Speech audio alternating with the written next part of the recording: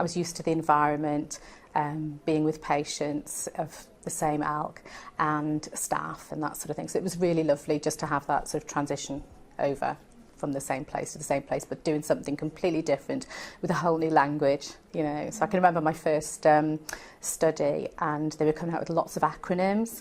And when I started nursing, we sort of had lots of acronyms, and I'd be like, I don't understand it. And research was starting a new job, like completely like starting nursing, you know, totally new language, but great. So, I mean, we're working, you know, with patients who, unfortunately, 10 years ago may have died, and so we're making improvements all the time, and research is a core part of that. And I mean, it's been shown, hasn't it, that if a trust is research active, even if the patients themselves aren't in a study, that you get better outcomes. Patients anywhere in that hospital will get better outcomes.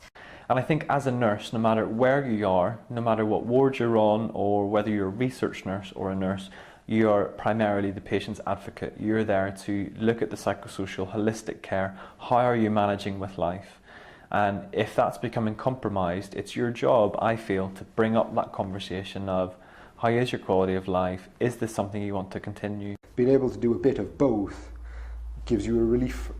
You know, when you've had a bad day clinically, you've then got a research day the next day, which gives you a chance to recover. When you've had your head buried in the books for a week and you can't see what you're doing and can't think straight, to actually go out and get hands-on with some patients and be able to deal with something on that side gives you a relief and a different way to think about it, and perhaps reinvigorate why you need to go back and do the learning. And I think the two complement each other if it is a difficult juggling role. Research midwives, so they're almost like just the everything.